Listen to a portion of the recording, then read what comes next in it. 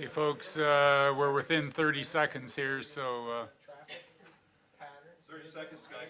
here we go.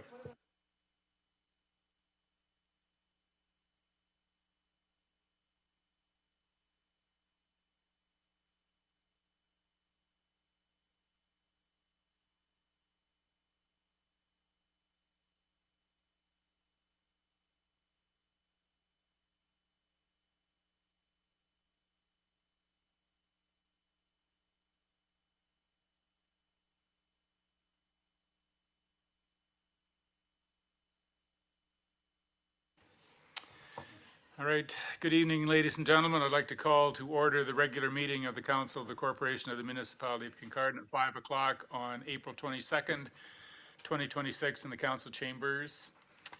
Roll call this evening. Councillor Blackwell. Present. Oh, just a minute. Can we do that yet? Her seat's not vacant yet, is it? Deputy Mayor Clark. Not here.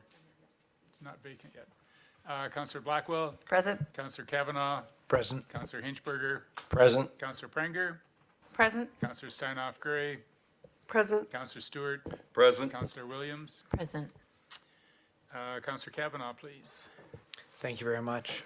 We'd like to begin by acknowledging we are meeting on the traditional lands and treaty territory of the Saugeen Ojibwe Nation, which includes the Chippewa of Nawash Unceded First Nation and the Chippewa of Saugeen First Nation, whose ancestors were the first to inhabit, care for, and live on this land. We recognize and deeply appreciate the contributions that Indigenous peoples have made, both in caring for this land and shaping and strengthening this community, our province, and our country. As a public service organization, we are dedicated to learning and acknowledging Indigenous history and culture and committed to actions that move us towards a journey of truth, healing, and reconciliation with the Saugeen Ojibwe Nation, the Métis Nation of Ontario, and the historic Saugeen Métis. All right, are there any amendments, additions, or deletions to or from the agenda this evening? We do have one here. Just an expansion on the reasons to go into closed. We need a mover and seconder that council approved the following addition to the agenda, and that is an additional reason to go into closed session, a position, plan, procedure, criteria, or instruction to be applied to any negotiations carried on or to be carried on by or on behalf of the municipality or local board. And this basically expands the one other reason that we're going into close anyway. It's about the Gary Street land. Moved by Councillors Kavanaugh and Blackwell. Any discussion? All in favor? That's carried. Okay. Once again, I'd remind you to disclose any pecuniary interest in the general nature thereof, either now or as it arises during the meeting. And we need a mover and seconder that the minutes of the council meeting held April 6, 2026 and April 8, 2026 be adopted as printed. Moved by Councillors Stewart and Blackwell. All in favor? Yep. That's carried. All right. We have a delegation this evening. Chris White, President and CEO of Earth Westario Power, will be here to update council on the partnership, and with council's concurrence, there's a lot of information here, and I'd like to be able to extend that delegation time till like 10, 12 minutes plus discussion following. It is a big deal. Yes. Yes. Maybe both. Chris, welcome. Glad you're here this evening. The information you're bringing us is really good news for our municipality and for the region, and we look forward to the presentation. Thank you. Normally Wally does a little introduction for me, but given the tight timeline, we're going to shorten things up as quick as we can, and I'm going to go through this presentation as fast as I can. But this is certainly, we're excited to be here, so I want to thank your worship and members of council for allowing us to present here. This is just because you're selling off your shares of Westario Power does not mean that we're not a partner long-term as we go forward. So this is a long-term partnership with the communities of Westario Power, and we're proud to be part of that. So with that, we have a little agenda. I'm gonna get my slides caught up here. Is it, do I need to point Chris, somewhere? point him at that one over there. Oh, okay, there we go. A little agenda there. First up, we knew this was a winning proposal here when we recently won our hockey championship down. It's a utility championship there a couple of weeks ago where we had a couple of Westario staff members participate with us, and we won the A Division championship. So we're very proud, and we know we're on the right track with this group. A little bit about Earth Corporation. So much like Westario Power, we were formed back in 2000. We had original 7 founding members down in southwestern Ontario. Since that time, we've grown in 2008 with the addition of West Perth and Goderich, or Clinton, sorry, and then 2019 was Goderich that came aboard. We're a little different than Westario Power. We're 100% municipally owned, so we do not have a third-party equity ownership, much like Westario does with Fortis. So we are 100% municipally owned. We represent 15 communities, 25,000 customers across 4 counties. So that should sound very, very familiar for you folks as it relates to Westario Power, because we're a mirror image of that.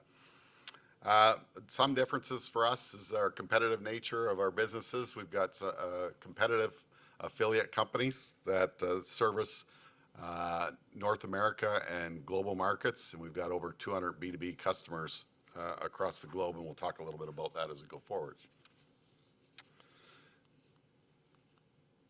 A little bit of our corporate structure, a little different than Westario because we do have the holdco, Earth Corporation. Off to the left, we have the regulated utility, which has a separate subsidiary board that meets the independence test, the affiliate relationship code through the OEB. And then off to the right is our affiliate businesses, and I'll talk to all of those as we go through the presentation. Just our current board of directors. These board of directors represent representatives for Earth Corporation, so 9 shareholders, 9 board of directors. This is a skill-based board selected by the community. We do have a couple of council members on that board, but most of the members of the board are from the business community. Just a little bit about our vision, mission, value statements. The mission, I think, is the most important: to be a community partner committed to delivering safe, reliable electricity while providing innovative and high-quality services to our and solutions to our customers. So we do have the strong commitment to our communities, and like I said, with the Westario communities, they will be treated one and the same, shareholder or not shareholder, but they're definitely a long-term partner and strategic to the success of the business, and I think we complement each other in terms of the success for each other. Value statement, obviously safety first, customer focus, excellence, innovation, sustainability, and commitment. We went through in 2025 a little bit of a refresh of our brand. Those that are familiar with our former logo, it's a little more square. It's been elongated to allow for mobile applications and just more of a refresh of our and modernization of our brand. We're very, very committed to sustainability. We've got about 18% of our fleet that has been electrified. It's either fully electrified or electric hybrid, and we continue to purchase those vehicles as we turn over our fleet, and they've been working quite well within the fleet operations. I'm going to talk primarily about the power side, Earth Power, the regulated utility, which is very familiar with Westario Power. Just talk about the board there quickly. Gunners Chexter, Scott Stahl, Sarah Simmons, David Affelbach, all business people. Gunners was a former CEO of Hydro Enersource, former Mississauga utility. Scott Stahl is a legal regulatory lawyer from Aird Burles. Sarah Simmons works for Power Advisory. David Affelbach comes from the Enbridge Gas, former Union Gas. With this deal, part of the deal is that Westario will have a seat at the regulated utility board. That member will be selected from the communities, which Earth and the representatives selected by councils will work to find that member that will sit on the board and represent the northern communities. Not as a shareholder, but as just a community member and providing insight to what's going on. Most recently, Tillsonburg Hydro, as of last night, I can tell you that Tillsonburg Hydro is now going to be our 10th shareholder. Council supported unanimously to move forward with a merger with Earth Corporation. They will have an independent rep sitting on our power board. They'll have a board member at the corporate board as well, and they'll have a transitionary board member for a period of 3 years. The utility currently today is 25,000 customers, 41 dedicated utility employees, 67 square kilometers of service territory, or 64, 457 square kilometers of distribution lines, and 28 fleet vehicles. The employee count there is 41 dedicated to the utility. We have corporate services of another additional 15 employees that represent the executive team, IT, health and safety, HR, and so forth. They not only support the executive team and those folks support the utility operations, but they also support our competitive side of our business, to which we have about 90 employees on that side of the business. This is our current service territory, and it does not show Tillsonburg in this depiction, but these are the 15 communities that we currently serve across 4 counties to southwestern Ontario.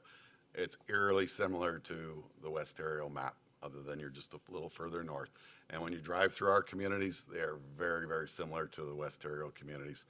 You've got the small little beach villas in our community. You've got Elmwood, to the larger communities like Kincardine and Hanover, to which we've got Ingersoll and Elmer. So a lot of similarities within these communities. So pretty excited to be working with you folks going forward. Just enhancing the customer experience. We're very focused on that. We've done a lot of innovation on the customer experience side of the house. A lot of that innovation actually comes from our competitive side of our business.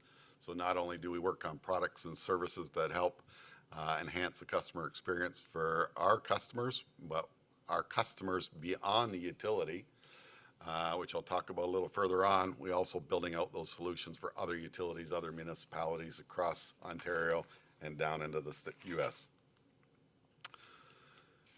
We've got a pretty extensive social media presence, so I encourage you folks to follow us on the social media feeds. You can get up-to-date things that are going on, news articles and so forth that are going on as it relates to tree trimming. If you follow us on Earth Power, you'll see more of the traditional utility stuff. If you follow Earth Corporation, you'll find out what's happening on our competitive side of our businesses. So I encourage you to follow us. This is a new building that we are currently in the process of moving into next month, 387 Thomas Street. It's a 57,000 square foot building. I would note that this building is zero carbon building. It has no gas connection. It's got a geothermal field, 2 acres of geothermal field that keep the ambient temperature within the building at 21 degrees C. We've got heat pump technology that augments the heat or the cooling in the summer and the heat in the winter. And it's not only EV ready, it's EV enacted. So we've got 14 EV charging stations out front. We've got 20 in the fleet garage and another 4 out behind the fence. So we're ready for the electrification that's coming forward with us. It also has, I should note, it also has a state-of-the-art control room that's been built into this facility. Again, our goal is very much lowering our carbon footprint. You can see that with the design of that building, with our efforts in terms of what we're doing on the fleet electrification. And I'm trying to move forward here. Whoops. And I'll talk a bit about some other things that we've been doing as well as it relates to sustainability within the organization. A little bit about our capital plans here. We have a unique, sorry, but I'm trying to get it to move, but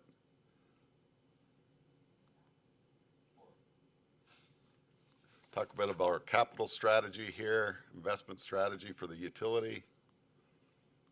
It's lagging a little bit. We use a tool called the Optimizer. We have a portfolio of probably 10 years worth of projects within that tool. We optimize it annually. And you'll see the stuff that's in the high-risk areas bolded. Those are projects that actually get optimized for the year, and those form part of our capital plan. This is just an example of the project library. So we are using more than just the traditional, pet projects. This actually helps our technicians kind of analyze the projects and actually score them accordingly, and make sure that they're being driven by strategic value for the organization. We've got an emphasis on automation within the organization, smart devices, and our SCADA system and our control room that we currently have. We monitor the grid in real time, and we have a lot of remote devices out in the system where we actually have self-healing out on that system, so the grid will actually heal itself with some of the devices that we've deployed. But this is an ongoing process. We recently received $1 million from SHREP funding from NRCan. That will help roll out more of these devices across our service territory as we go forward. We've got an automated GPS system, AVL system for vehicle monitoring. We know where and when our staff are located at any time of the day. This is a tool that we use for safety purposes only. We're a non-contiguous utility. It's very important that we know where our staff is. Not only do we use it for monitoring where they are at night in storm situations, but it also gives us a sense of who we should dispatch to where during storm events. So it's a valuable tool for us. Going to talk a little bit about our infrastructure, our competitive side of the house quickly now. And I won't get into it too much, but we are very active. I'll talk a little bit about our blue collar group, the infrastructure services group. They have done a lot of work up in this area as well with LED conversions to some of the communities up here over the years. We do street light, traffic light work. We do pole line construction, high voltage EV charging infrastructure, metering services, all of this through our competitive side. So not only do we have line staff on the regulated utility, we also have them in the construction affiliate company as well. So they serve a great purpose in storm events where we can augment our resources by leveraging some of those staff during those events. This next little slide here depicts some of the work they do, and the bottom left slide there is a picture in Hanover. We actually did that traffic intersection probably 5-6 years ago. So we do a lot of work in the communities down in southern Ontario, and we hope to try and bring that service up to the north. So if you're looking for some good resources up here, we're happy to help you out.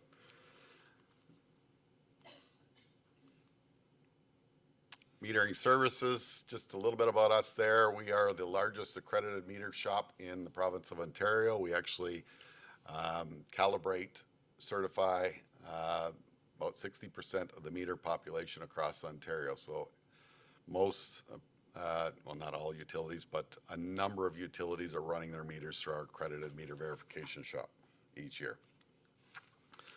On the back office side, this is kind of more of the white collar group. We do a lot of work. We're known as the Harris North Star experts. So we've got a CIS billing platform to which we service a number of other utilities, municipalities across the province. We do billing for approximately 350,000 customers monthly.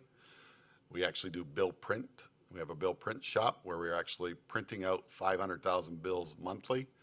We have the EBT hub and spoke.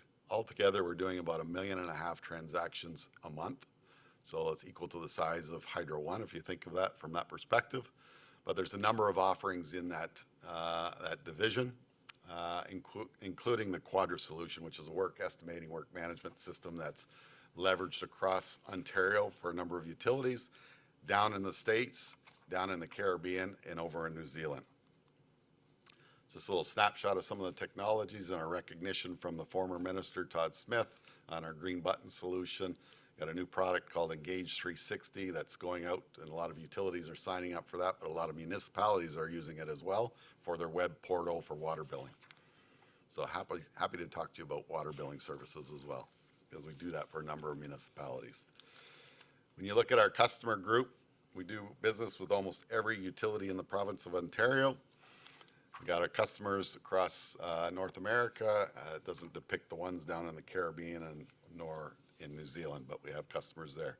When I talk about our climate action plan, we've got about 1.5 megawatts of solar Dotted on the left-hand side of our service territory, these are on arenas, rooftops where we've leased out community arenas and put on solar 250 kilowatt installations. So we're very proud of that. We own and operate and maintain those installations through our competitive businesses.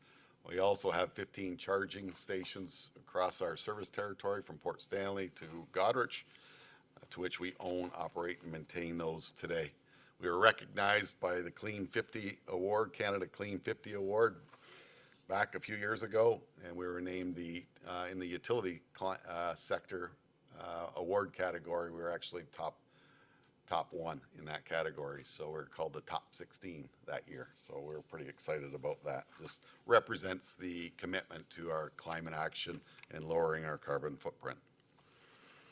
As it relates to strategic value, as this organization grows, obviously we're lowering the risk for our stakeholders. We're bringing economies of scale. We're bringing rate stability to the organizations, modernization, automation, combined in-house expertise. So I truly believe that we've got two smaller organizations that are coming together, Westerio and Earth Power. This is not a large organization acquiring Westerio Power. We're equals. That presents a lot of opportunity for existing staff, because now as we get to become a larger organization, we need to create a few more layers for redundancy purposes and so forth. As the company grows, that provides opportunities for existing staff. We're very proud of that. Again, when you look at this slide, I think it's very impressive. This is the geography that we're talking about, and it includes Tillsonburg down to the bottom, south highlighted in the blue.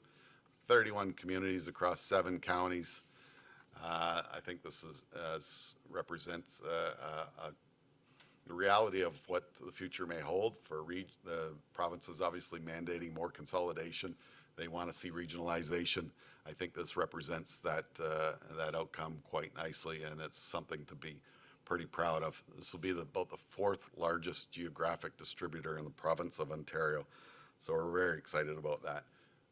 When you look at those communities, we're obviously very like-minded in nature, smaller rural communities. So I think you'll find working with us, we're a true partner, and we're very committed to serving your communities going forward. Again, we're a community partner. We like to take pride in being active in the communities. So we're looking for local events that we can participate in, local sponsorships that we do. Last year, we actually gave back to our communities approximately $200,000 in gifts in kind, sponsorships, and support to local service clubs. So we're very, very proud of that. This is on our website, Guiding Principles for Success, and it's really just a reminder for our team to keep looking back at this, what has made our success today and what is going to be success for us as we go forward. So it's a constant reminder for us just to keep a focus on this. And with that, the future is very bright, we believe, for all of us. There's lots of activity trying to advance here.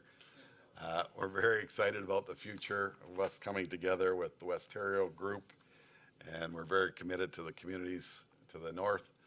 I think if you talk to any one of our shareholders, you'll hear good testaments from them. So I encourage you to do that when you're out at Good Roads, Roma, or whatever.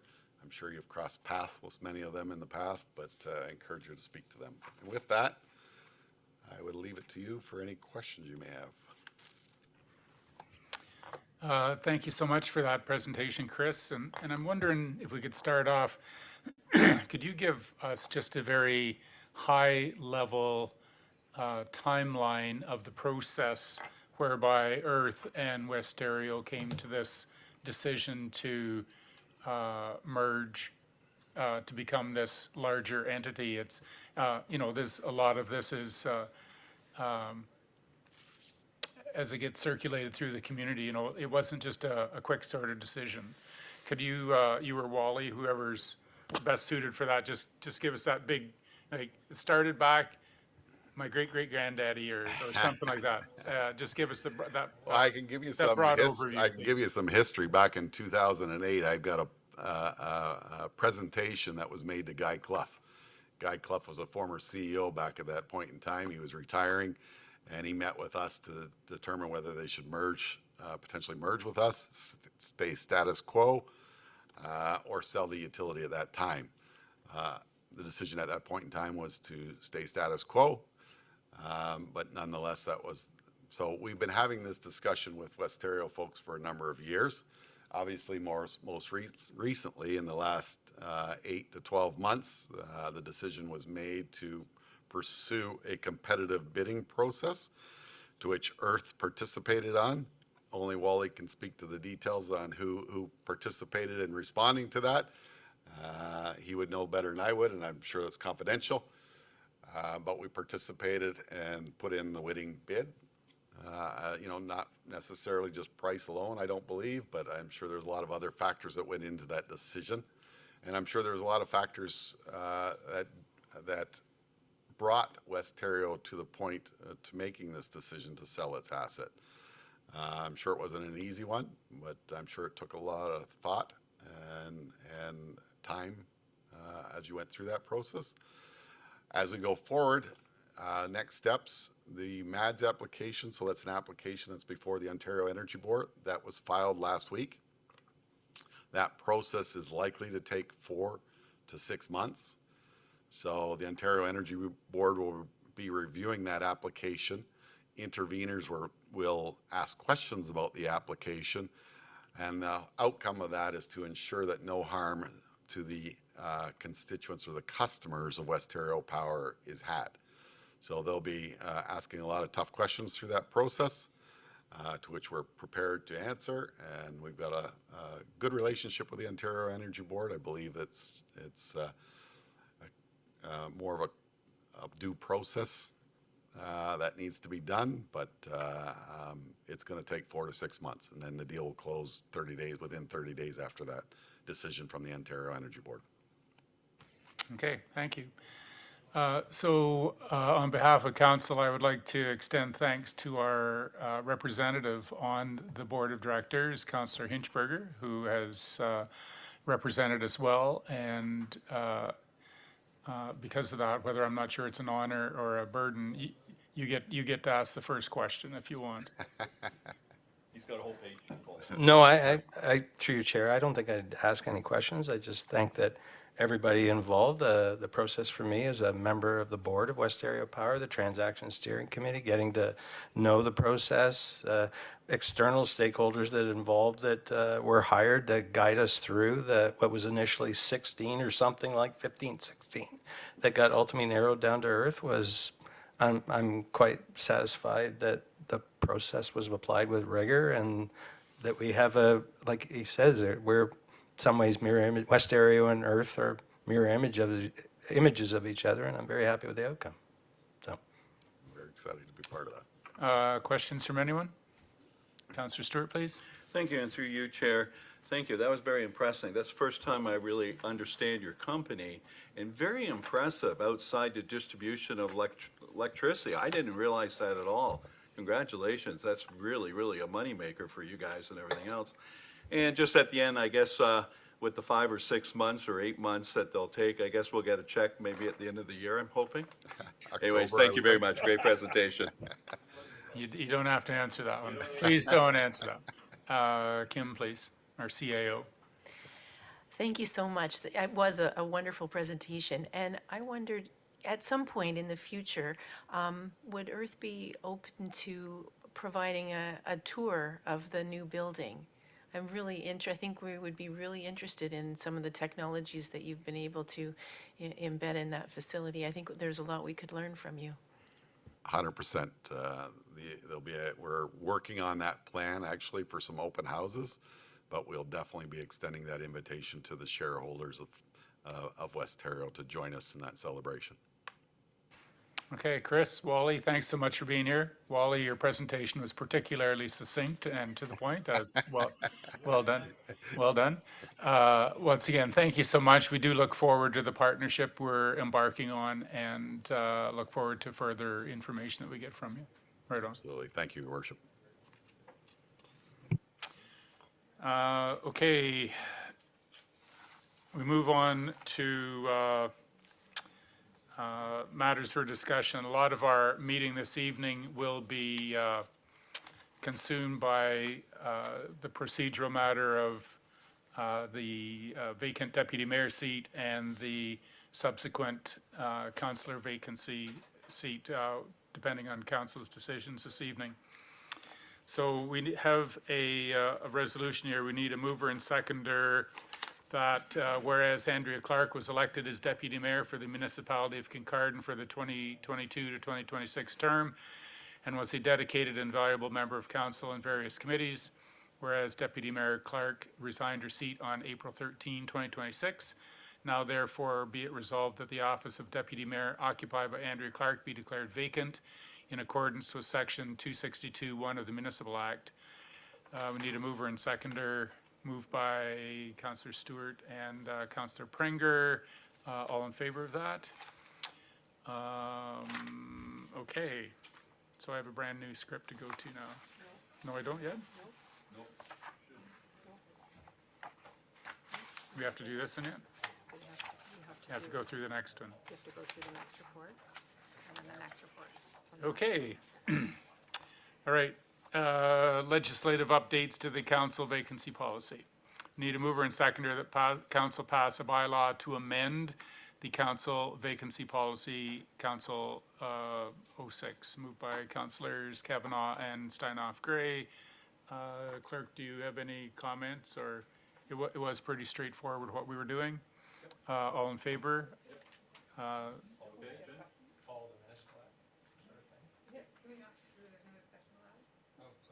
No, I'm sorry, I didn't see your hand up. Okay. Councillor Prenger, question, please. I don't have a question per se, more of a comment, because I think it's important that the public understand that this change to the policy has nothing to do with the decisions we're making tonight.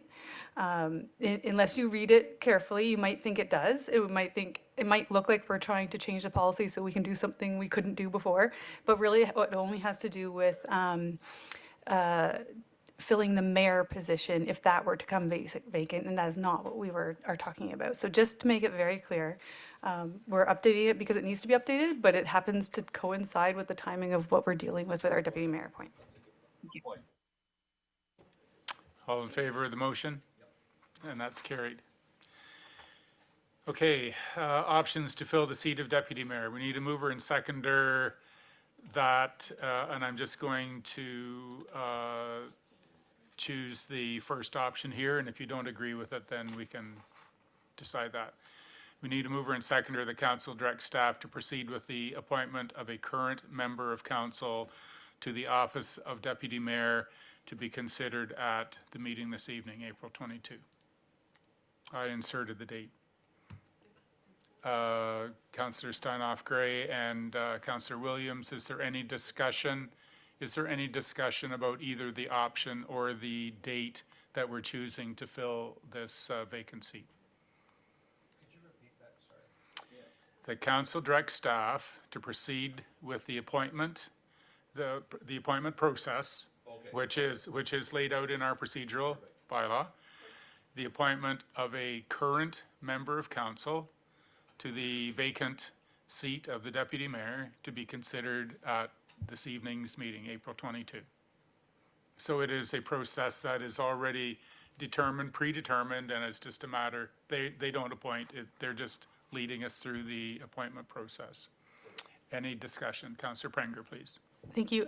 Thank you for that clarification. I think it's just important that that word process is in there after appointment, because the way it's written, it sounds like staff is appointing, not council's appointing. I bet you'd like to make that friendly amendment, wouldn't you? Yes. Okay. I was like, That's not the way it's written, but we can change it. the council directs Direct staff staff to proceed, so it's directing us to proceed with the process. with the So- appointment So process. you can direct yourself, that council. So it's just a clarification issue. It's all predetermined. It will be totally council that makes the decisions, and it's just an administrative process that staff follows to fulfill the role. So, Yeah, we'll change it to supplement amendment. so it'll be for this evening's meeting that we're going to choose, okay?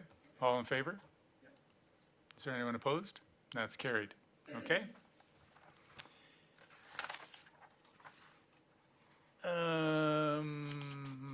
Okay, now separate script. Okay, so I will advise that council has declared the seat of the office of deputy mayor vacant. And as council has approved the resolution to appoint a council member process. Give me 5 minutes, we're just gonna grab Tracy. 5-minute bio break. No, we don't need a bio break, she's gonna be here. Do you want me to just run and get it? No, Nicole went. We're just retrieving another staff member to assist with the process. She'll be back in a moment.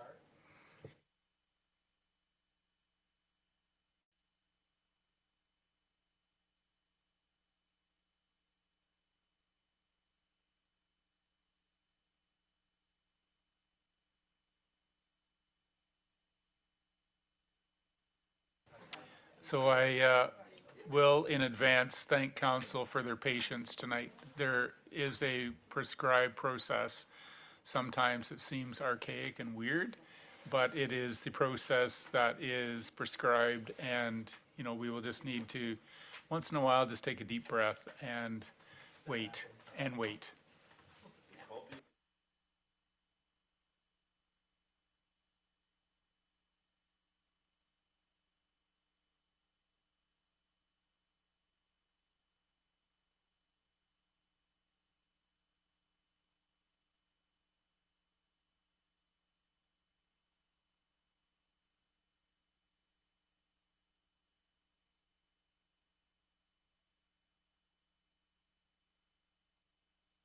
Okay, thank you for your patience. As council has approved the process whereby we will appoint a council member this evening, we now begin the process as laid out in Appendix A of the council vacancy policy.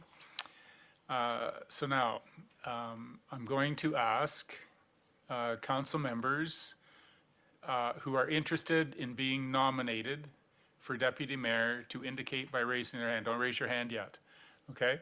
So we're not going to play politics. Everybody knows whether they do or don't want to be nominated. Everyone knows if they want to be nominated for deputy mayor or not. So rather than waiting for someone to put their hand up and then everybody looking around to see who put their hand up, I'm just going to say, please put your hand up, and I want you to put your hand up immediately if you're interested. So there's, it's very...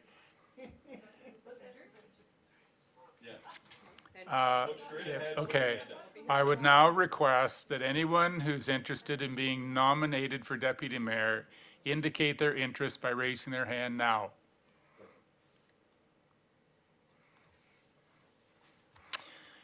Okay, because it says in the process, I'll ask 3 more times if there's any additional expressions of interest. Anyone else want to run for deputy mayor? Anyone interested in running for deputy mayor? Anyone else interested? Okay, the following members have indicated their interest in them being nominated for deputy mayor, and that would be Councillor Blackwell and Councillor Hinchberger. So each member who has indicated their interest in being nominated for deputy mayor will have 5 minutes to speak prior to the call for nominations. The order of the speakers will be drawn by the clerk from the container with the names of the interested members. So the clerk will draw a name, and you have up to 5 minutes to speak. You don't have to, but you have up to 5 minutes to speak. And believe me, it's to the second. Oh, I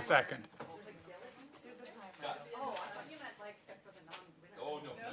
We're going to keep you all alive tonight. This is your election speech.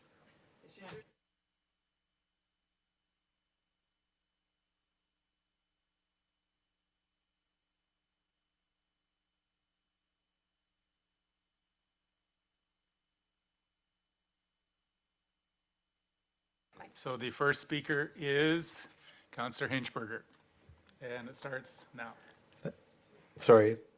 Thank you, Chair. I won't need 5 minutes. I don't think there's much to say to my peers around here. We've known each other for some time on council.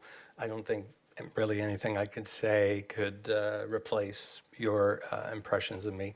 A couple of points I will make that I can commit that although I may run again in the future, it definitely won't be for a mayor or deputy mayor position. I'm 60 years old. I'm becoming quite used to leisure time, and I don't want anything approaching a full-time job.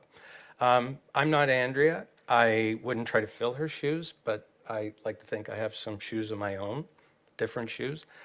What I could offer members of council, I think you probably come to know me as someone you can bounce ideas off. I'm somebody who can provide you alternatives, challenge your position to help you firm up your case and advise you on steps to make the best case you can in order to attempt to make happen what you want to make happen.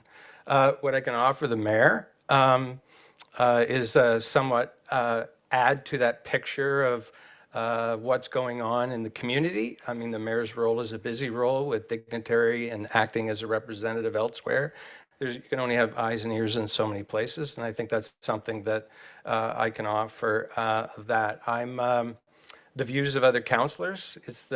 I could have an ability to sort of collate and act as somewhat as a go-between in order to, communicate between the two parties. And I don't think it's a surprise that I provide an alternative perspective of what I think governance and oversight based on my own experience.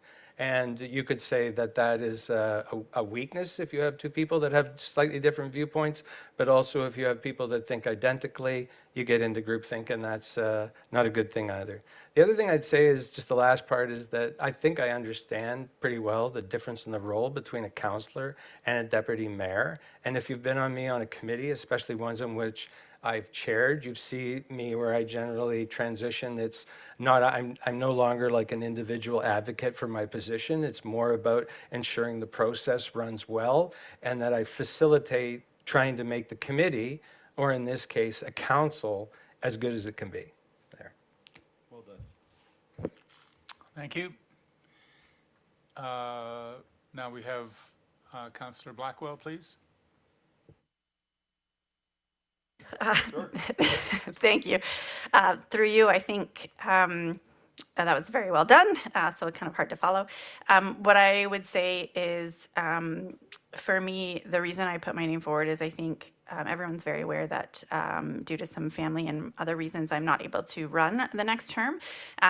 But I think with the nomination process opening very soon, I wanted to put my name forward as an alternative just to say it wouldn't be a political stepping stone or a way to raise my profile. It would be something to close out my term, making the biggest difference that I can in support of all of the councillors. And as many people know me, I'm a very collaborative person. I'm interested in listening to perspectives.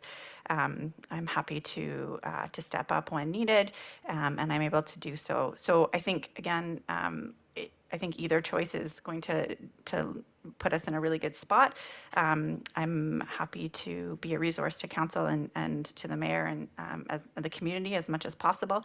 But as Councillor Hinchberger said, I think you know us both very well, and I will trust your judgment to determine who you think will serve the council for the remainder of the term.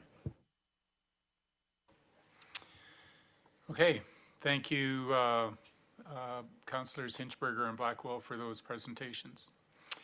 So now that the members have spoken, I would ask for nominations for the deputy mayor. So they have indicated their willingness, but they do actually have to be nominated, moved and seconded, to be added to the slate of nominees. So council members can, you have the option. You can nominate one and quit, or different members can nominate both. So I would open the floor for nominations for the position of deputy mayor. Councillor Williams, please. I nominate Councillor Hinchberger for the position of deputy mayor. Is there a seconder for that nomination? Councillor Prenger, please. Are there any other nominations? Oh, do you need? Oh, so this is not the vote. This is just the the nomination to put them on the slate of candidates. So all in favor of Councillor Hinchberger's nomination? You're opposed? You didn't put your hand up. I'm just. Okay. Sorry. We'll put it down as a negative. Are there any other nominations for the position of Deputy Mayor? Councillor Kavanaugh, please. Thank you. I'd like to nominate Councillor Blackwell. Is there a seconder for the motion? Councillor Hinchberger, please. All in favor of including Councillor Blackwell on the slate of nominees for the office of Deputy Mayor? And that's carried as well. Okay. All right. So the names of the nominees are to be read out alphabetically. And that will be Councillor Blackwell, Councillor Beth Blackwell, and Councillor Mike Hinchberger. So now we need a mover and seconder for the motion to adopt the slate of nominees. Councillor Kavanaugh and Councillor Steinhoff Gray, all in favor. That's carried. Sorry, who was it? Kavanaugh and Steinhoff Gray.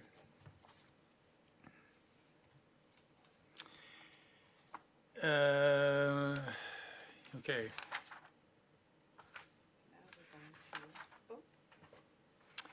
So now we will have a vote.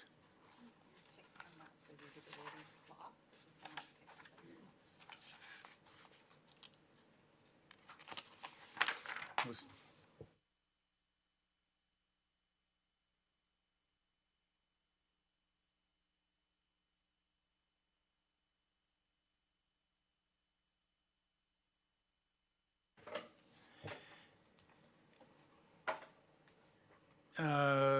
Okay, so the clerk puts the names of the candidates in the container, and council will vote on each nominee as they are drawn by the clerk at the same time. So each councillor may only vote for one candidate, and please leave your hand up until you're asked to lower it. So our clerk's going to draw a name out, so there's no alphabetical order or anything. She will read the name, and then you'll be asked to vote, are you in support of this candidate? So the first, do you do that, or? All in favor of Mike Hinchberger as the deputy mayor, please put your hand up. Okay, hold your hand up there, make sure we have all accounted for, clerk. All in favor of Councillor Blackwell as the, I'm assuming that's the other name. Yeah. All in favor of Councillor Blackwell, please hold your hand up, please. And so you can only vote for one. Yeah. So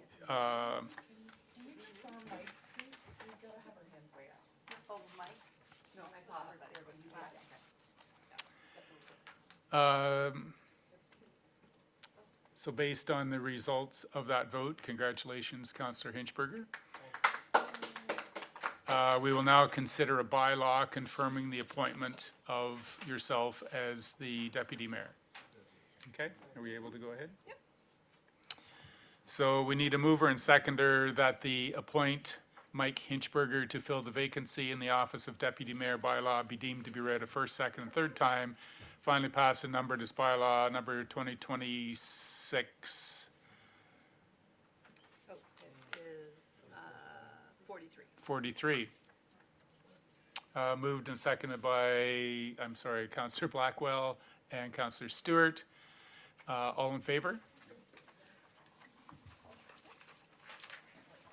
Okay, so now I'll ask the clerk to administer the declaration of office to Deputy Mayor Hinchberger.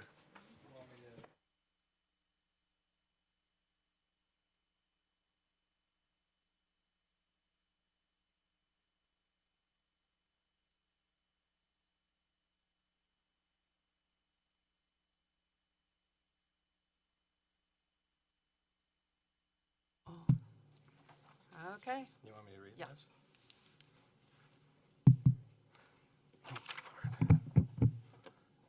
I, Mike Hinchberger, having been appointed to the office of Deputy Mayor in the Corporation of the Municipality of Kincardine, do solemnly promise and declare that I will truly, faithfully, and impartially exercise this office to the best of my knowledge and ability. I have not received and will not receive any payment or reward or promise thereof for the exercise of this office in a biased, corrupt, or in any other improper manner. I will disclose any pecuniary interest, direct or indirect, in accordance with the Municipal Conflicts of Interest Act. I will be faithful and bear true allegiance to His Majesty King Charles III.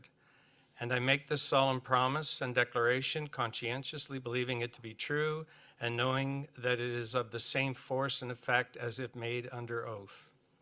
Sign there.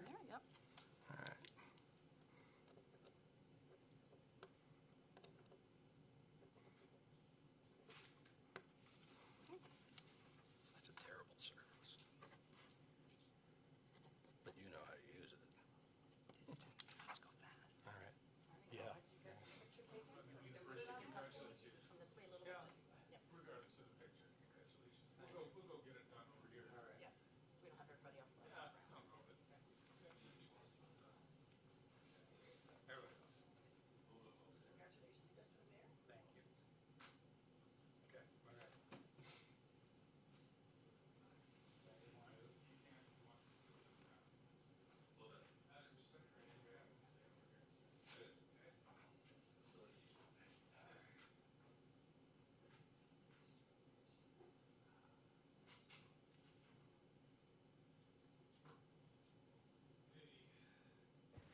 Having just fulfilled that responsibility, we now declare the seat of Councillor at Large vacant. We need a mover and seconder that the office of Councillor at Large occupied by Mike Hinchberger be declared vacant in accordance with Section 262 of the Municipal Act. We need a mover and seconder. Councillor Stanoff Gray and Councillor Stewart, all in favor? Okay.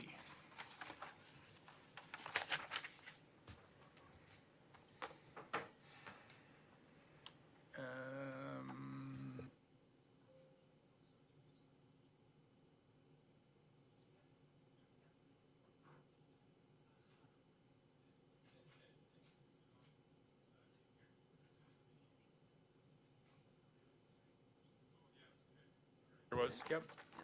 Page forward. Yep, okay.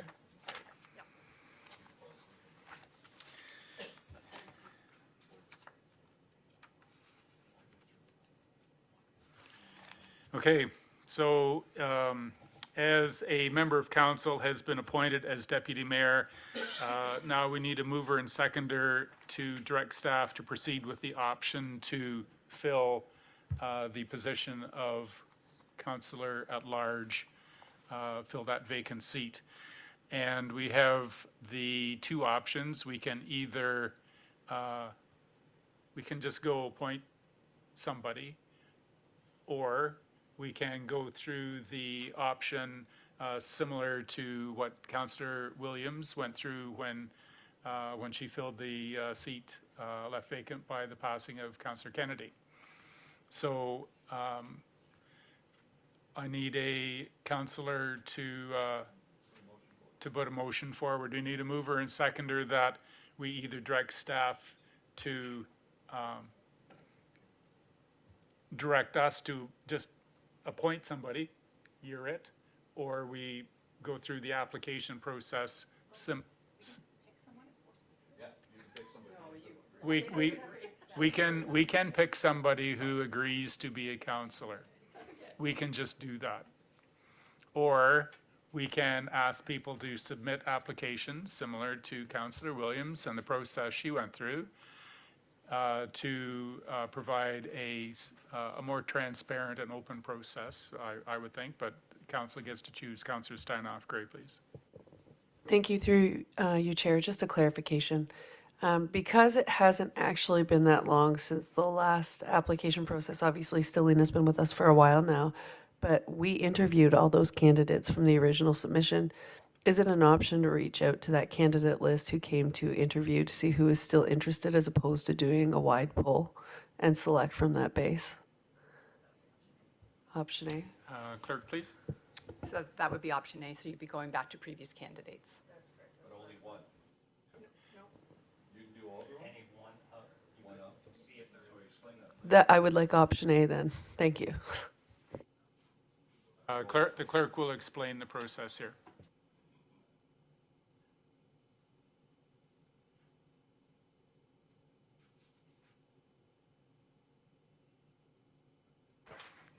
Having said that, there will be more information come. It's not as though there'll be somebody sitting in that seat in 2 weeks.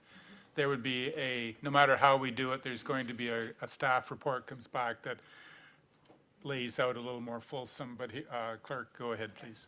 So if you're looking at your policy, there's a schedule called Procedure to Appoint a Previous Candidate to Fill a Vacancy. And so you would go back to those previous candidates, you would ask if any of them were consenting, and if any of them were still qualified. There are a number that are not qualified any longer because they don't live here, one reason or another. And then you could go through the process of looking at them, making sure that they're certified, and having them come to council to do a presentation, and then council going through a very similar process as we've gone through here to do that. So they would need to basically apply again, like you'd want to make sure that they were committed and that they would apply if we're following the procedure as it was. Or we can open it up to a wider application process where any eligible elector could submit an application. Neither way is right, neither way is wrong. It's just two different options. Councillor Prenger, please. Thank you, through you, Chair. Do we have any idea how much longer opening it up to anyone would be than picking someone from, thank you, from the last options? Clerk, So please. I'm going to say in my report, there was a timeline. So the timeline said to basically the week of June the 15th, so that's when you would be picking somebody. If you are doing that second process, so if we were going the same process that we used for Councillor Williams, it would be about the week of June 15th. I would say if you're going back out to previous candidates, you are probably looking at a similar timeline. By the time you get everybody organized, I think you're looking at the beginning of June probably to get somebody on board.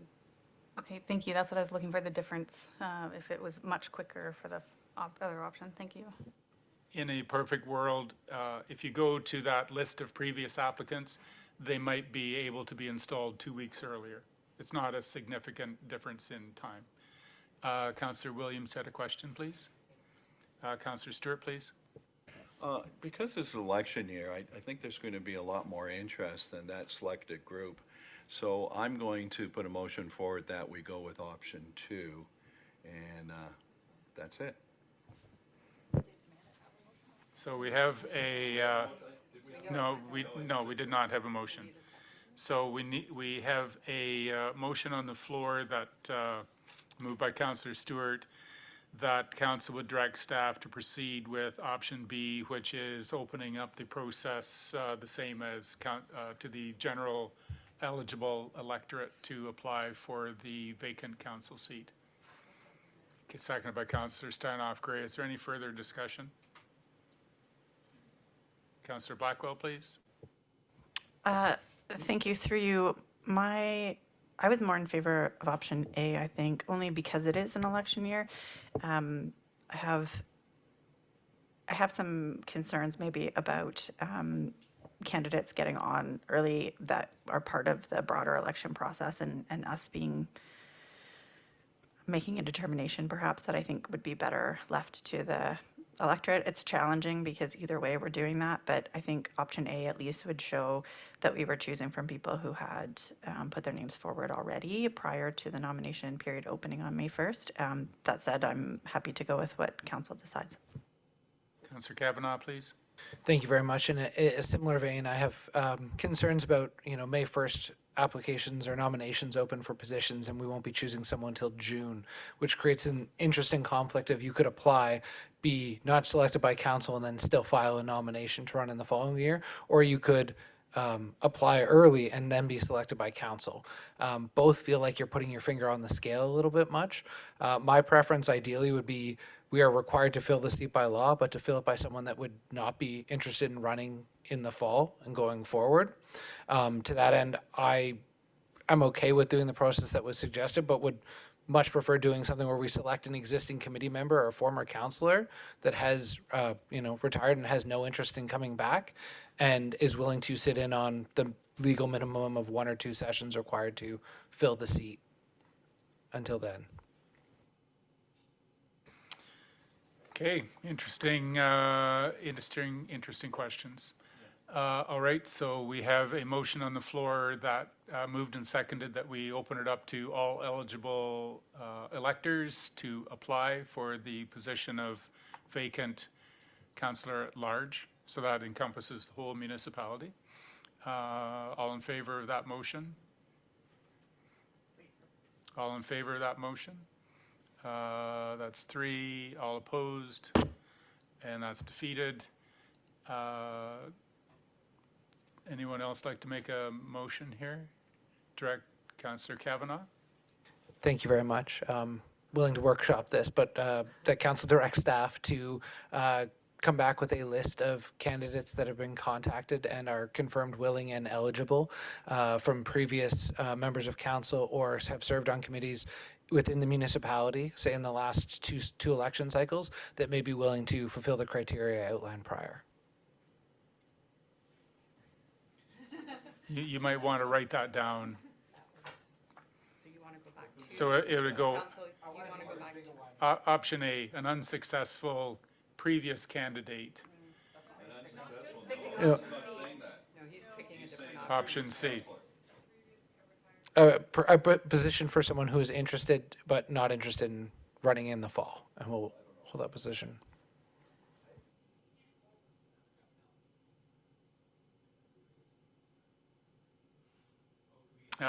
Is there a seconder for that motion? I don't know what the motion is exactly. Okay, seeing none, that motion's not on the floor at this point. It might come back for reconsideration, but it's not on the floor right now. So we're trying to establish who we believe would fulfill a criteria that we have not totally established. We kind of know what we want. Clerk, please, yes.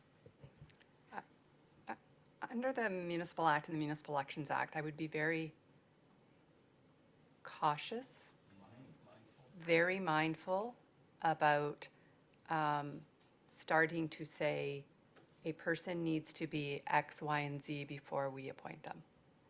I would be cautious about that. That's all I'm going to say. I think it's something to be wary of. If you're going to start being very specific about, if you have a person in mind and you want to ask that person, bring that person in and appoint that person, that's one thing. But to say I'm only going to choose people with these 4 criteria might not be. Deputy Mayor, please. Do you know who that is? No. Just another perspective I'll offer too, is that if you were to elect or appoint somebody and it's like, yeah, but you only need to show up for the minimum, the dynamics in this room in terms of when you vote change markedly when even one person is absent. So in a sense, if somebody's not present, it's a wild card. I think I would just wonder that if we're going to have somebody, whoever it is, without prejudice, that they need to participate for the remainder of the term. Absolutely. Yeah. Clerk, What are please. the other options? Clerk, please. And through you, Mayor, to concur with Deputy Mayor Hinchberger, the act says that thou shall appoint a council member. It doesn't say appoint somebody who's only going to show up once or twice. It says a council member, so that person is coming in and is having all of the same authority, privileges, whatever, as everybody sitting around this table.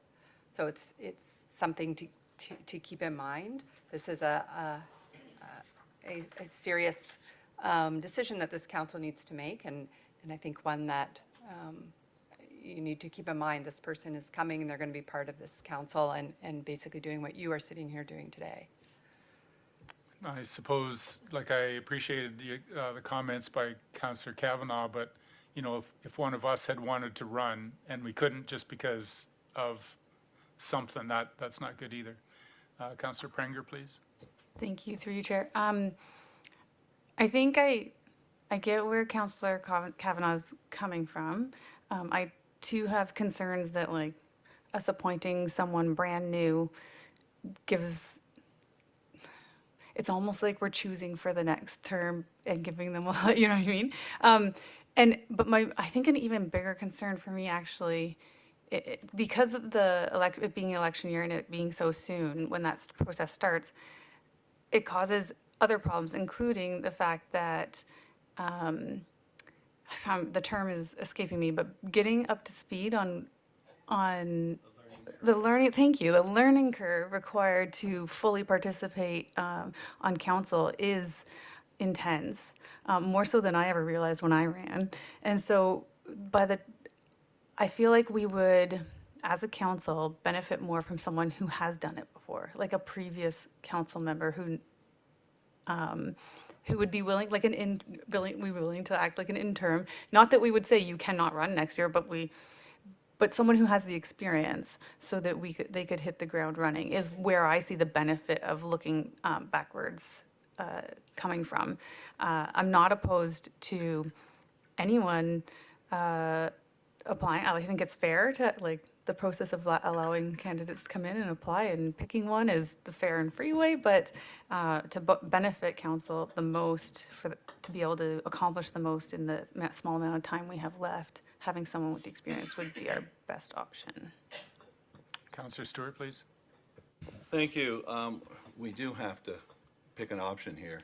We can't just leave it. And everyone's right. It's a very difficult time in the election year to pick somebody. I'm going to go out on a limb because I was here last term, and I'm not sure if this individual would even consider, but this individual could hit the ground running, understands, was a deputy mayor, and you know, I haven't asked him. I don't know if we would get him to say okay. So I think I will have to wait. Just But I'm careful. Don't worry. Don't worry. But I'm going to make a motion. I'm going to make a motion. He wasn't. Don't worry, I know how to do this. I was going to make a motion that we go and approach 2 or 3 ex-council members to come and join us for the last 4 or 5 months of this council. I think it would give everyone a comfort level, including the community, somebody who's retired and easily could fit into here very quickly. And I think there's quite a few, actually, ex-councils members that we could choose from and ask the staff to do direction and ask them if they're even interested. So that would be my motion. Is there a seconder for that motion? Councillor Kavanaugh. Questions? Councillor Blackwell? Thank you. Just wondering if the clerk could perhaps let us know if that motion would be in order, given the municipal acts and the earlier guidance. I think what you'd be doing is you'd be going back to you'd be doing something similar. I think you would be going outside of your policy. Now, the policy does say that you can do anything that is allowed under the Municipal Act, or under the Municipal Elections Act. So you can do anything that is allowed under there.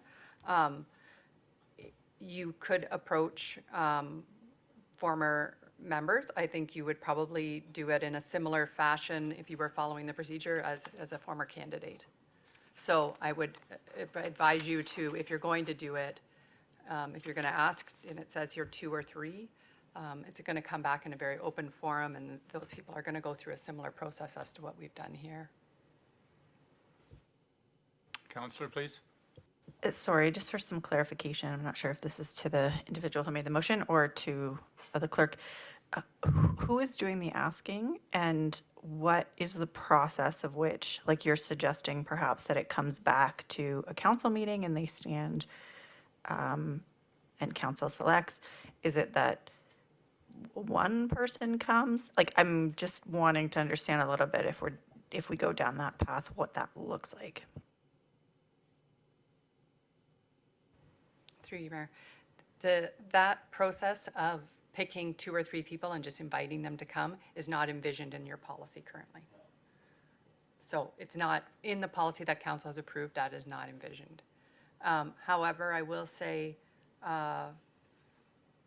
2 terms ago, we did do that process where a former council member was invited to come back. Council did appoint that person to that position. So I think there. So at that time, the person who did the inviting 2 terms ago was the mayor, but I think that's up to this council. And then you will be going outside of your policy, essentially to create a new procedure that you're going to be doing. Councillor Williams, please. Thank you, through you.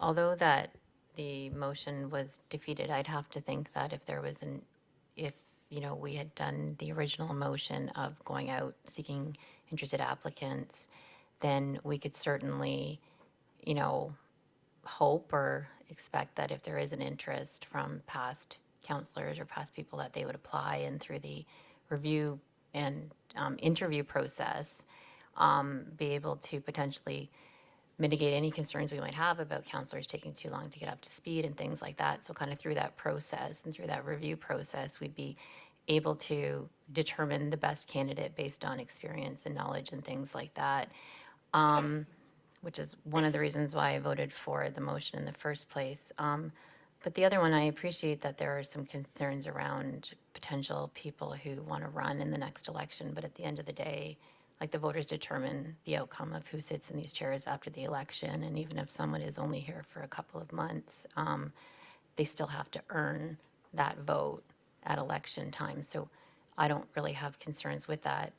I do think, as much as we want to try and control the process, we control it through the interview process at the time people being kind of brought forward, because I don't think, and perhaps it doesn't seem like it's a very clear or even within policy option to just choose to do kind of individual outreach. And so our options are either to look at the slate of candidates from the last round, or to do this process and hope that the names brought forward fit within our needs.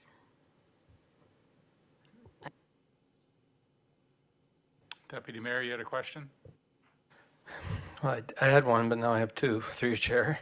What it sounds like we were kind of going down that path of seeking to an eligible elector, and within that, prior members of council and prior applicants. I just wonder if in that case it addresses, because I get a sense I'm hearing a concern about picking who we reach out to, that can be mitigated by you just reach out generally to former members of council. And I would say, and those who also applied when Councillor Williams joined us. Then within that, whoever comes forward, then it's a council decision who you pick. And that picking only happens at the very end, not up front. I just wonder if that would address a number of concerns. Can the policy cover that? Policy cover that? Certainly the policy, it provides that option to extend an invitation to unsuccessful candidates. So that includes the list of applicants before. Plus, if we expanded to include, former members that were available. So is that an appropriate understanding of that motion?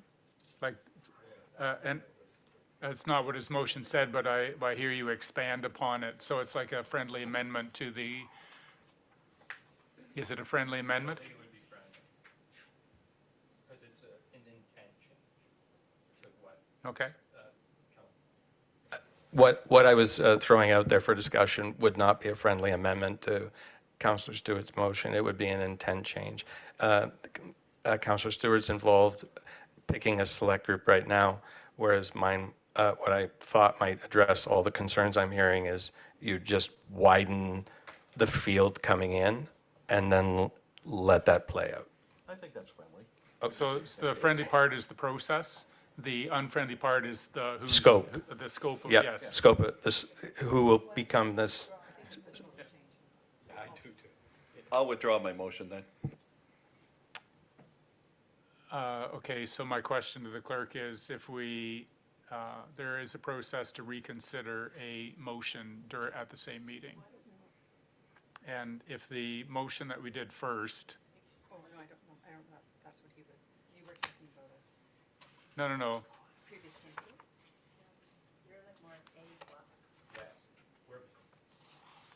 Can we include that in my motion, or do we have to withdraw? Okay, I withdraw. Okay. If I could, just to clarify what I heard originally, the motion was to look for the eligible electors who participated in the process. Councillor Stewart's was not the opposite, but to only look at a select group of former councillors. Mine would be, I don't know the exact, my suggestion would be that we go through the process that opens it up and solicits candidates from both former members of council and unsuccessful candidates in Councillor Williams' process. Makes sense. Is that a motion? Yes, that's a motion. Is there a seconder for that motion? Yeah, that's good. You're going to second the motion? Oh, Councillor Pranger. Questions? Councillor Blackwell. Just wanting to make sure I'm clear. When you say the unsuccessful candidates, you're meaning people who applied for Councillor Williams' position. Okay. And not when Councillor Williams was just saying that it would go to all eligible electors. That's just what so the list that we received of the currently eligible, okay, perfect. I support that. I thought that through your chair, that would address the concern about getting up to speed, because twofold, if you'd been a member on council before, you've done it before, and if you'd been in the process for Councillor Williams, I would have assumed that you would have done some preparation in order for the possibility that you might have been chosen. Okay. Councillor Williams, please. Thank you, through you. Just for clarity, perhaps this is to the clerk. The current kind of policy for that, does it include the 2022 election candidates that did not win, or is that another group? It doesn't.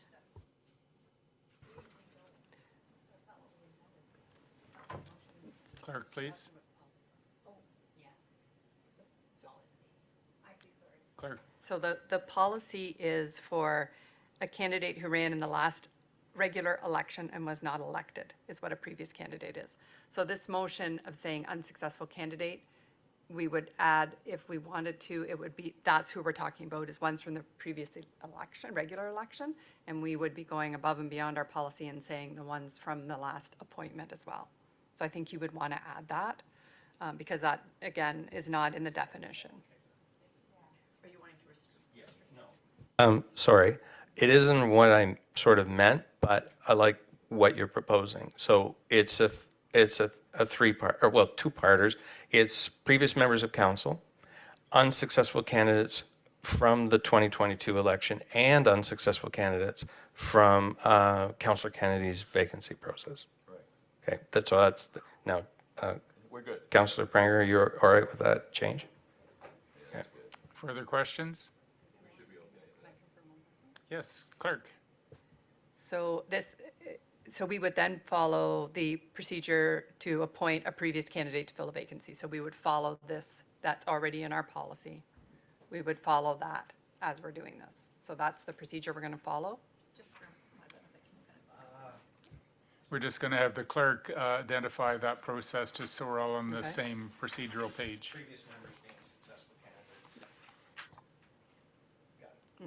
So basically, we're going to do something very similar. So we're going to reach out to all of those former candidates that you've listed here. And then they are going to have to fill out a form. From there, they would also have to write an expression of interest. So this would be very similar to what happened when Councillor Williams came on board. Then when they would actually come to council, and council would again decide that process, So if you had 5, you would have all 5 speak. Then you would do the nominations, you'd have a slate of nominees, and then you would vote. And so we would explain that to all the applicants as well, because there are probably people out there that maybe don't want to go through that whole process, but that's what we'd be looking at. Councillor Stewart, please. Just a question through you, Chair, to clarify. How is Jennifer going to go back to all the old councillors? You know, somehow, are you going to go and phone all the old councillors that are retired? Or just put a notice on? Because, you know, I understand you can go through a quick list of ones that were here, but how do you do councillors? I mean, we've had councillors, we have over 100 of them. Yeah, we might limit it to a couple of terms, because you go back farther than that, they've disengaged from the process, so. Good. Yeah. I just wanted to clarify. Okay, further discussion. We've given direction to staff regarding the process. All in favor of that direction? Anyone opposed? And that's carried. Okay. Good. We're moving along here.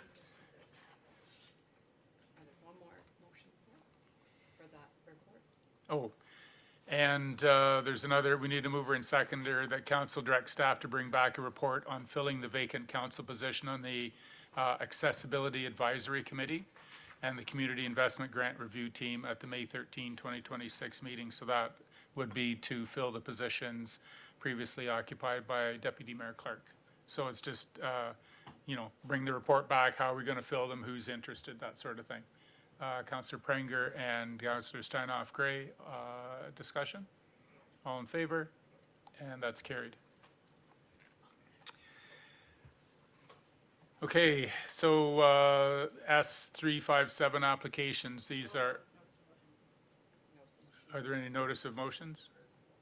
Oh, Councillor Hinchberger, please. Thank you. Through your, Deputy Mayor oh, Hinchberger. either works. Just let me just get the page up here that I just sent to the clerk.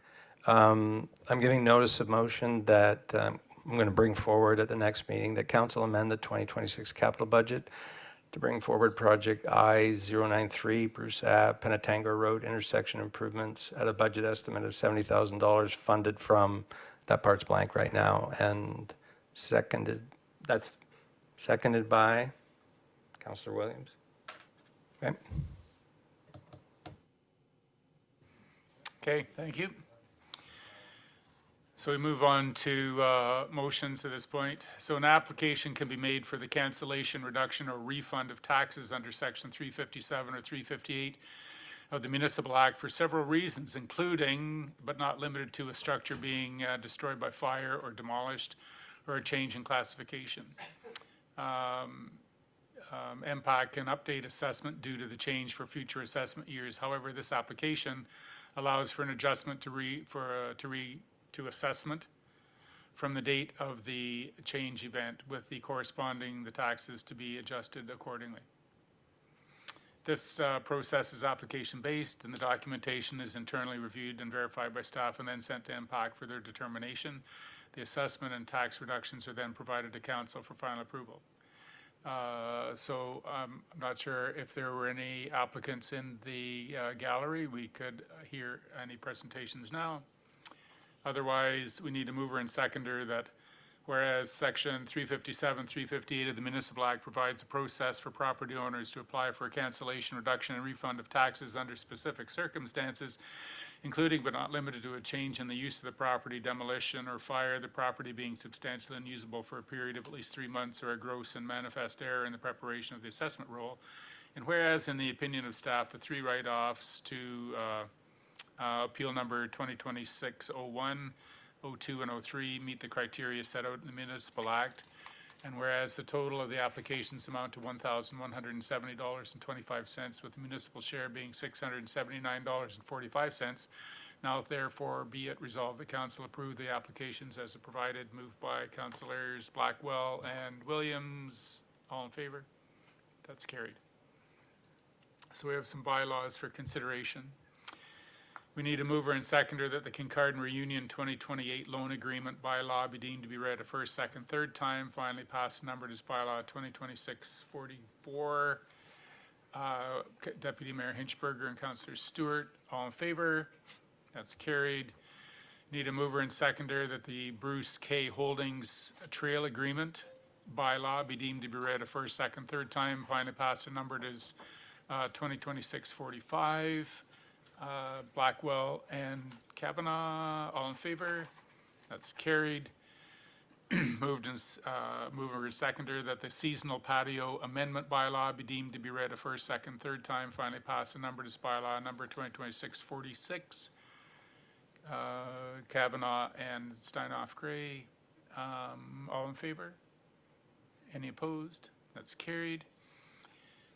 Council vacancy policy amendment bylaw, we need a mover and seconder that it be deemed to be read a first, second, third time, finally passed, numbered as 2026-47. Blackwell and Steinoff Gray, all in favor? That's carried. Moving on to the consent agenda. Once again, any councillors that have any items you'd like for consideration either this evening or a subsequent meeting? Councillor Blackwell, please. Thank you. Through you. I just wanted to very quickly pull 8.1BB, the Coastal Conservation Youth Corps. Last year I had the privilege of going down and meeting with the group at their wrap-up ceremony, and it was an absolutely fantastic group of youth who spent a week doing all sorts of really wonderful environmental things around our community. I'm glad to see that Bruce Power is supporting that and supporting us in partnership to have that happen again. And I would really encourage any youth to apply, and I'm hoping that we'll hear more great things from them this year.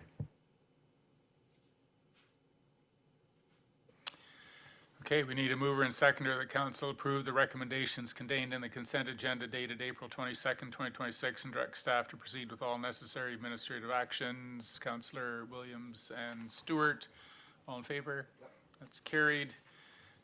General announcements. Deputy Mayor Hinchberger.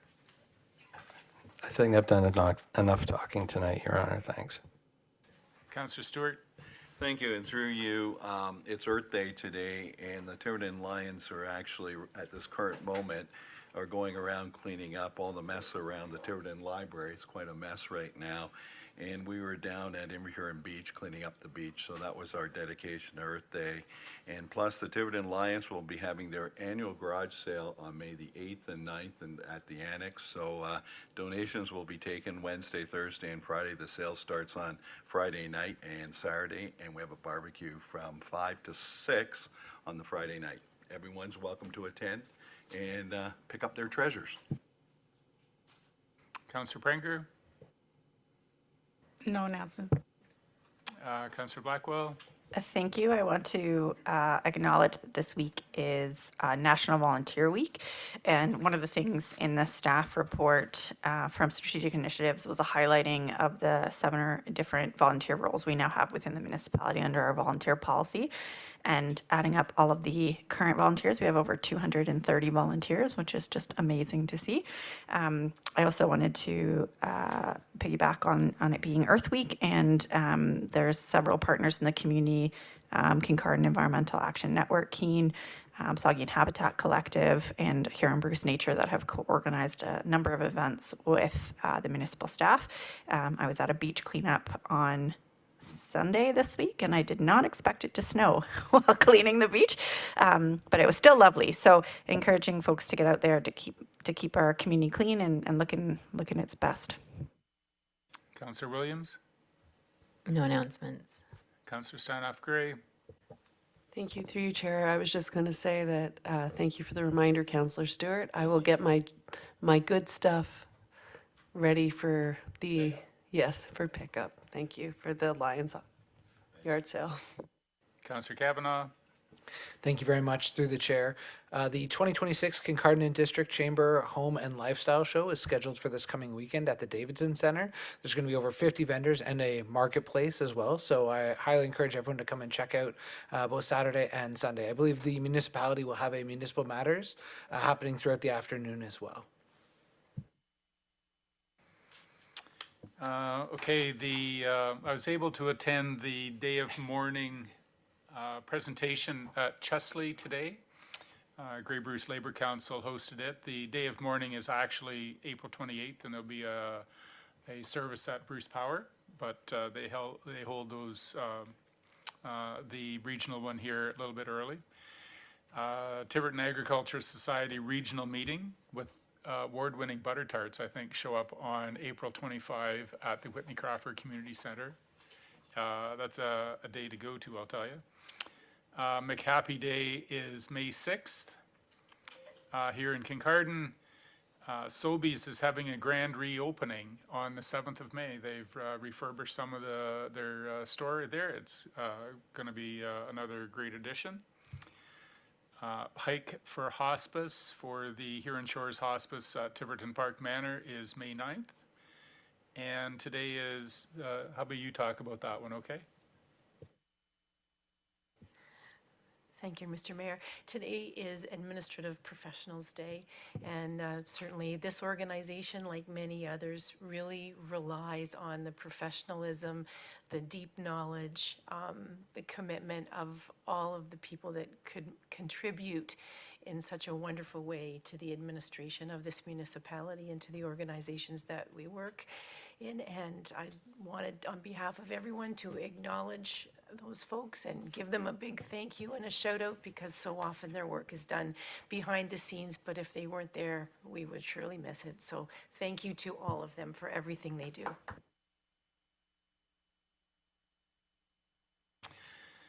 Okay, we need a mover and seconder. The council move into closed session pursuant to section 239 of the Municipal Act as amended for the purposes of considering closed session minutes dated April 6 and April 8, 2026. A position plan, procedure, criteria, or instruction to be applied to any negotiations carried on or to be carried on by or on behalf of the municipality or local board, specifically Kincardine Ag Society lease agreement. Trade secret or scientific, technical, commercial, financial, or labor relations information supplied in confidence to the municipality or local board, which, if disclosed, could reasonably be expected to interfere significantly with the contractual or other negotiations of a person, group of person, or organizations, specifically nuclear supply company. Position plan, procedure, criteria, or instruction to be applied to any negotiations carried on or to be carried on by or on behalf of the municipality or local board, specifically Gary Street Lands. And personal matters about an identifiable individual, including municipal or local board employees and labor relations or employee negotiations, specifically CAO recruitment. And further, that council return to regular open meeting upon completion. I'll move in by Deputy Mayor and Councillor Prenger. All in favor? That's carried. We're enclosed.